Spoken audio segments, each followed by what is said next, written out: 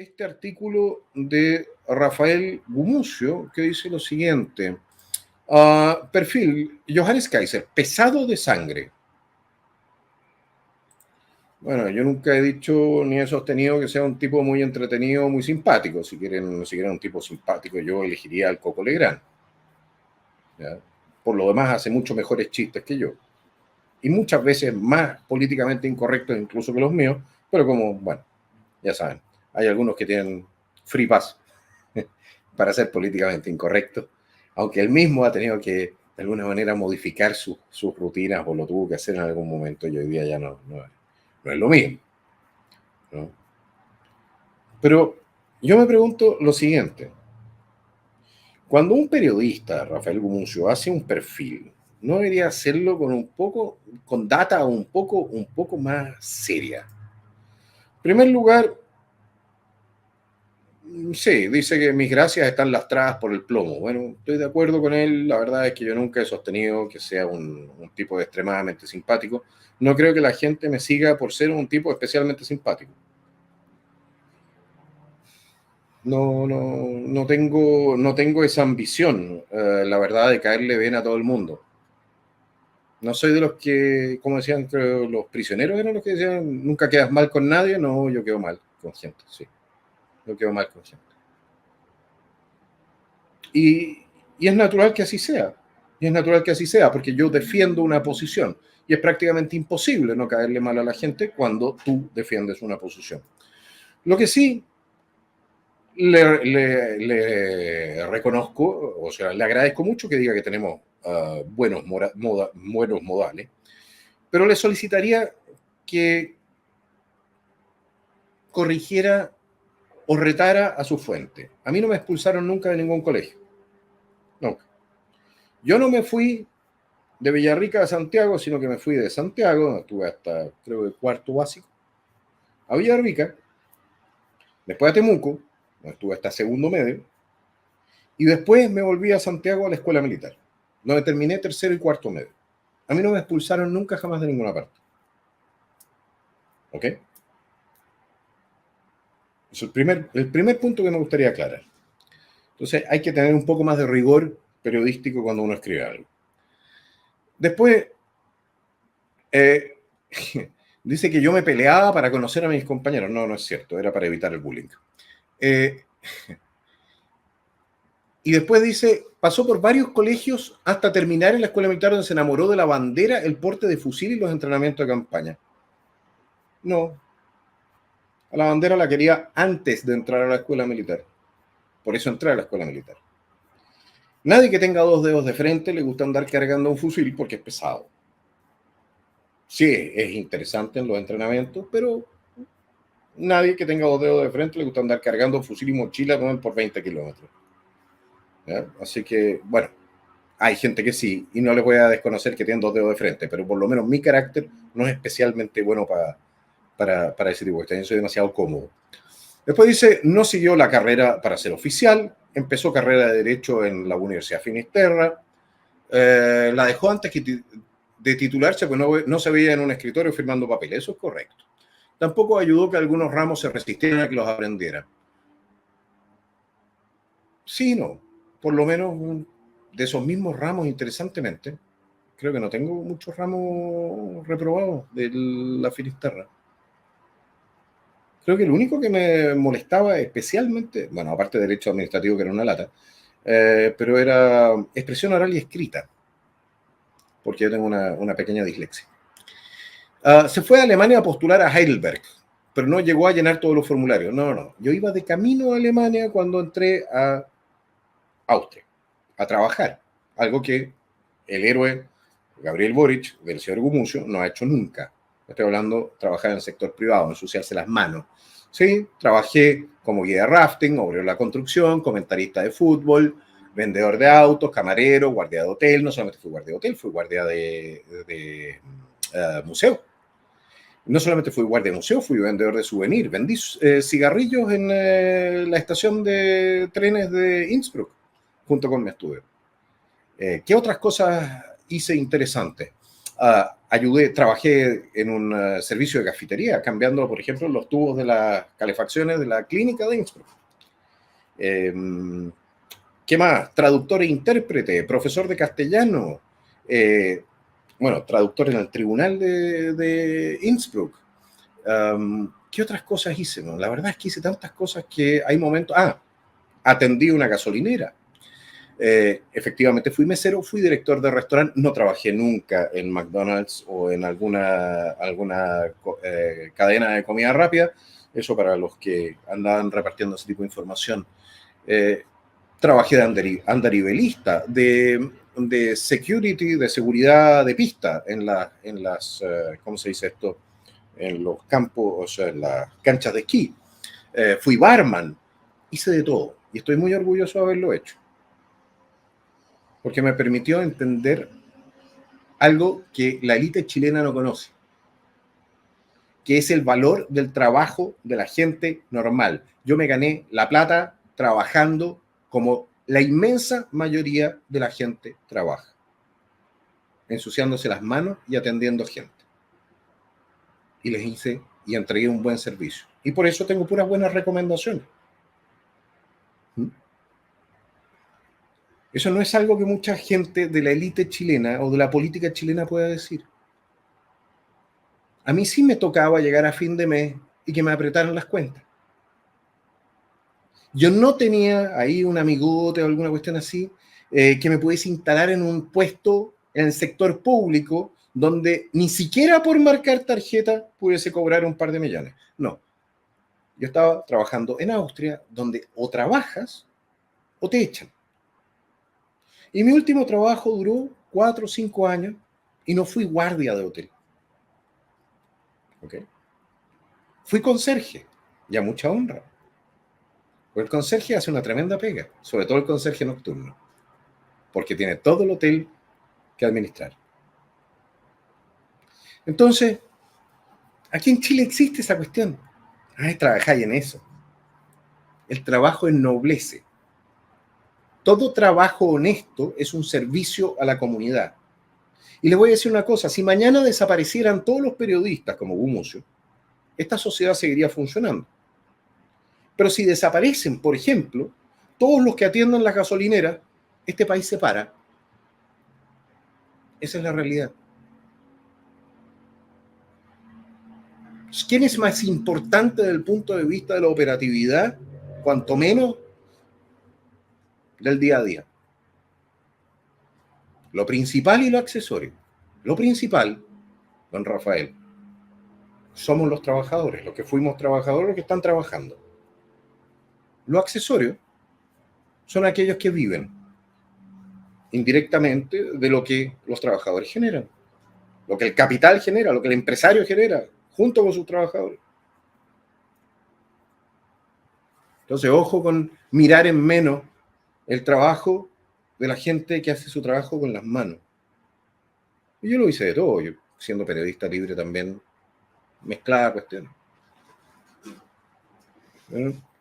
Puede ningunearme todo lo que quiera, pero ya a diferencia de la inmensa mayoría de los parlamentarios de izquierda, sí trabajé, incluso soy miembro de sindicato desde hace más de 20 años. ¿No lo sabía? Bueno. Pero les cuento la historia porque me gusta aclarar esto. Después dice que yo habría traducido al español las ideas de la extrema derecha austríaca. ¿Yo cuándo he traducido algo de la extrema derecha austríaca? Soy libertario. ¿De cuándo que la extrema derecha en Alemania o Austria ha sido libertaria? Jamás. Y yo no he traducido ninguna idea de ello. Yo soy de derecha chilena, que es una derecha que tiene otra raíz filosófica. Entonces, también ese tipo de cuestiones uno dice, pucha, qué lata, que alguien que tiene el tiempo, por lo visto, y el verbo, la verba, para escribir, escriba cuestiones malas. ¿No? Después me dicen, las opiniones de Johannes Kaiser en YouTube eran la versión solitaria, la versión desesperada, la versión en cierta medida original, de las opiniones de sus mediáticos hermanos Vanessa y Axel. Yo pensé que yo había empezado, cuanto menos en YouTube, mucho antes que Vanessa, pero y respecto de Axel, no. Con Axel nosotros teníamos diferencias políticas importantes, pero también tenemos comunidad de ideas de mucho tiempo. Porque Johannes, a diferencia de sus hermanos, no podía sentirse del todo parte de la clase elegida que una economía totalmente libre y ausente de Estado estaba llamada a premiar, porque sabía lo que era un sueldo y lo que era el invierno. Sí, lógico, pero yo amo la economía libre, que me permitió vivir bien. Y yo no soy parte de una clase elegida. Bueno, sí soy parte de una clase elegida. De hecho, soy parte de una clase electa, señor Gumucio, en este momento. ¿Ya? Pero no elegida, no autoelegida. La gente decide si me respalda o no me respalda y eso es absolutamente libre. Y hay gente que se enoja conmigo y hay otra gente que se le pasa el enojo. Y yo crecí así, chiquitito. Entonces, pero bueno, cada uno por su lado. De ahí el nacionalismo de su discurso, porque el nacionalismo es eso, la promesa imposible que los solitarios se hacen a sí mismos, de no estar solos nunca más. No, si el nacionalismo no es, señor Gumucio, se da cuenta que es un ignorante, no es un grupo de autoayuda. El nacionalismo es la base de la democracia. El nacionalismo nace de la idea que cambiamos al soberano, que era el rey, por la nación. Y la nación se articula a través de elecciones y plebiscitos. Y esa actividad o ese movimiento político para reemplazar al rey por la nación se llama nacionalismo. Esa es la definición original y no tiene nada que ver con los nacionalismos trasnochados del siglo XX. De hecho, el término nacionalista fue deformado tanto por los fascistas como los nazis y los comunistas. Y lo fueron deformando porque ellos mismos eran enemigos de la nación. Siempre lo fueron. Los comunistas pues son internacionalistas, no les interesa la nación en general, ellos creen en clases. Y los nazis porque ellos creen en razas, no creen en naciones. ¿Me explico? Pero eso no lo puede saber el señor Gumucio. Después dice, así también es su conservadurismo alarmado contra la sociedad de que las mujeres son demasiado libres y los inmigrantes. Y eso que sus padres han sido toda la vida, inmigran demasiado y desfiguran la identidad nacional. Señor Gumucio, no escriba cuando haya tomado. Está mal escrito. ¿Ok? Segundo lugar, mi conservadurismo es un conservadurismo libertario. Yo parto de la premisa que si el Estado no se mete a deformar la sociedad automáticamente vuelve a cauces tradicionalistas. Y respecto de las mujeres, creo que las mujeres son un elemento absolutamente fundamental en la sociedad y como pagan impuestos tienen derecho a representación política. Y no son demasiado libres. De hecho, tengo la impresión que en la medida que vamos avanzando son cada vez menos libres, así como todo el resto de la sociedad. Y somos cada vez menos libres gracias a las posturas políticas que defiende el señor Gumucio, no las mías. Porque yo creo en el respeto, como dicen los libertarios, en el respeto irrestricto del proyecto de vida de las personas. Cada uno. Siempre y cuando no le haga daño inmediato al de al lado. Así es sencillo. Bueno, podría seguir con el tema, pero me voy a quedar con su último párrafo porque me parece que es lo único que se puede salvar de esto. Dice, porque como un espejo no tan deforme, este niño que buscaba amigos a combos en distintos colegios de Chile, no es cierto, nunca ha buscado amigos a combos, puede ser representante de una desesperación cada vez más visible e inevitable que cunde entre nosotros. Su soledad puede ser la nuestra y su búsqueda por ser lo más impopular posible le puede conseguir singularmente votos que lo conviertan, como su apellido lo indica, en el Kaiser de algo más que de sí mismo. Es decir, el señor Gumucio dice que efectivamente yo podría terminar siendo, ¿qué? ¿El Kaiser de Chile? Aparte de que le voy a decir una cosa, el único que inmigró dentro de las últimas 3 generaciones de Alemania para acá, mi abuelo, el resto son mis tatarabuelos, bisabuelos, etc. No creo en esa cuestión de la pureza de la sangre, eso lo cree Gumucio. Pero sí le voy a decir una cuestión. Sí creo en la nación. respeto al ciudadano como su componente esencial. La nación está compuesta por individuos que son miembros de la nación, miembros de esa organización política. Y ellos son mis patrones, los que me eligen a mí. La república funciona sobre esa base. Yo no tengo la menor intención, si algo mucho, de transformarme en emperador o Kaiser o alguna cuestión así, o dictador o algo así. ¿Por qué? Porque respeto la voluntad soberana del pueblo de Chile. Es esa la razón por la cual mi canal se llama Nacional Libertario. Respeto incluso su derecho a cometer errores en materia política. A veces me pregunto, ¿ya?, si tenían, si cuando la gente elige a alguien, evidentemente que a veces me pregunto, ¿no?, si para eso querían el derecho a voto, en comparación con la monarquía. Pero es parte de una pregunta que se hace probablemente la izquierda también cuando dicen, ¿quién me eligió a Kaiser? Y eso no implica de ninguna manera que uno quiera eliminar el derecho a voto o quitarle el derecho a voto a nadie. Pero si usted no es capaz de entender ironía, sarcasmo, ¿qué quiere que le haga? ¿Ya? Y no le estoy tratando de quitar el derecho a voto por si no lo entendió. Estoy simplemente diciendo que muchas veces nosotros tomamos decisiones y no las comprendemos. Y la verdad es que nosotros estamos metidos ahora en un forro, porque gente como el señor Gumucio apoyó a un proyecto político que es un forro. Eso es. Y para cerrar, las líneas rojas. Yo sé que es pesada, pero bueno, hagamos como que estamos recién empezando. Las líneas rojas. Bueno, me dicen que el tema de las primarias y todo el cuento, que yo terminaría apoyando a Matei. Yo he dicho en todos los tonos, aquí hay líneas rojas. Tienen que haber líneas rojas. No puede ser, o yo no voy a apoyar ni puedo apoyar a un gobierno que siga implementando la Agenda 2030 en Chile. No voy a apoyar a un gobierno que siga implementando la ideología de género en Chile. No voy a apoyar a un gobierno que no se comprometa a cerrar las fronteras y controlar la migración. No voy a apoyar a un gobierno que quiera subir impuestos. Y no voy a apoyar a un gobierno que no quiera reducir el tamaño del Estado. Y estoy hablando la grasa. Y que efectivamente lo haga. Ahora hay gente que me dice, oye, estáis siendo crédulo, estáis siendo... Cierto, es muy posible. Pero también les voy a decir una cosa. Con las espaldas políticas que yo tengo, en este momento,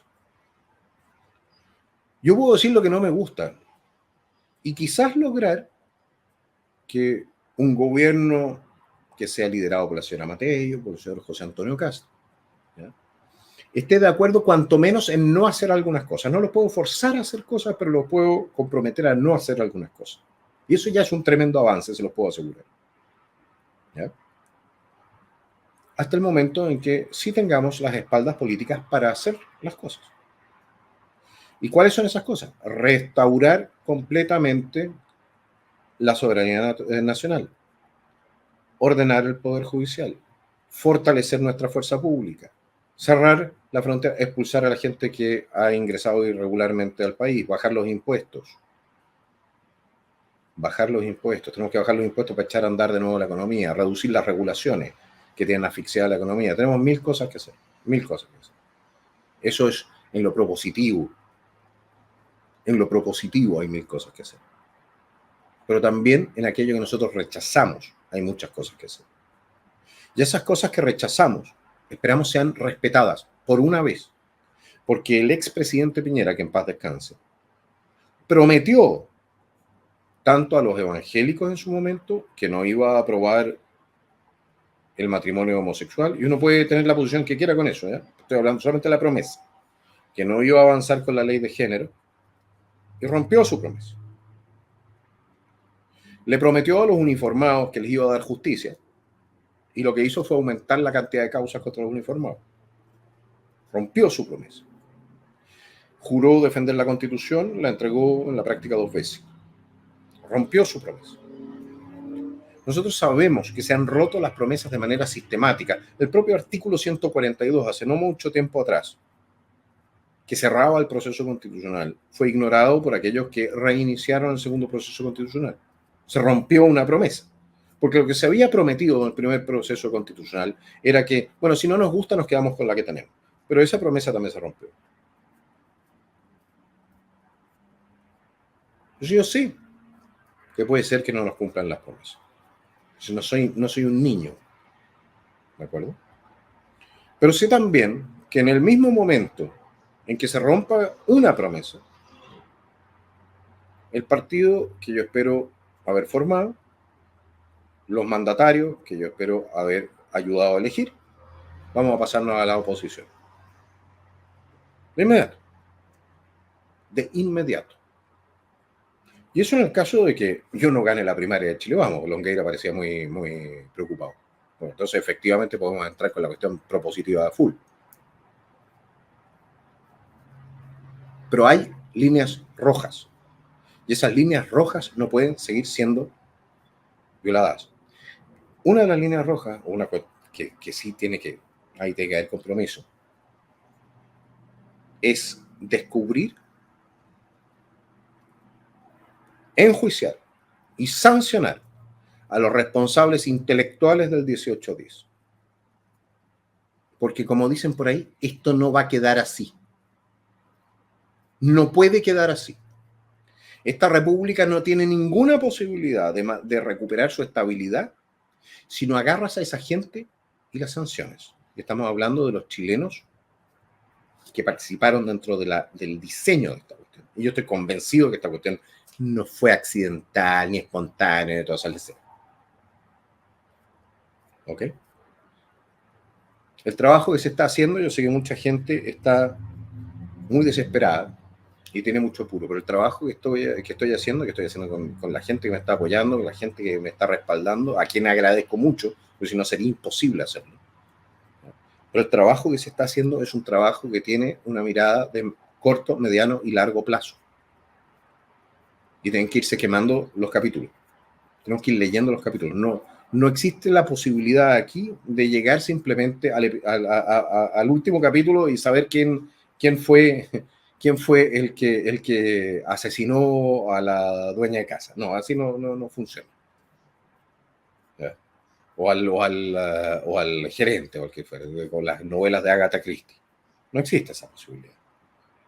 Tienes que ir avanzando de a poco y la historia va a ir develando si nosotros, y si yo, voy tomando las decisiones correctas o no en el avance. Pero les quiero pedir también, hasta cierto punto, confianza.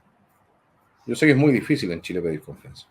O sea, es fácil pedir confianza, pero es muy difícil entregarla, porque Chile es un país de muy baja confianza. Les puedo asegurar de que aquello que yo he dicho aquí por años es lo que voy a tratar de implementar con todas mis fuerzas en todos los ámbitos, en la medida de lo que sea políticamente posible, e incluso un poquitito más allá. Porque al final yo trabajo con las herramientas que tengo, y no más. Con lo que hay, con lo real, no con lo ideal. Entonces, confíen. Confíen en que las decisiones que se están tomando en este momento son razonables. Les puedo asegurar de que no son cuestiones que salgan solamente de la guata. Y voy a ir explicando y voy a ir respondiendo aquí a sus preguntas en la medida que vayamos avanzando. Y voy a ir respondiendo a sus preguntas, señora, señor, porque a usted me debo. O sea, al final soy su parlamentario. Ustedes son la gente que me llevó a este puesto en el que estoy ahora. Es la gente que sigue avanzando conmigo, tomando cada vez más posiciones de poder. Yo les hubiese dicho esto para el 18-10, todos me habrían tomado el pelo. Y posiciones de poder para hacer cosas positivas, hacer cambios positivos. Si los cambios son pequeños, medianos o grandes, es irrelevante. Empezáis por los pequeños. Empecemos por los pequeños. Y veamos hasta dónde nos lleva la marea. ¿Qué les parece? ¿Mm? Bueno, damas y caballeros, y yo sé que soy... Y disculpen lo pesado de sangre, No. Si al final nadie ha dicho jamás que los alemanes sean especialmente simpáticos, los descendientes alemanes. Si somos malos para la talla, nos demoramos como 10 minutos en entender el chiste. Está claro. Pero para lo que somos buenos, es para la pega. Para eso somos muy buenos.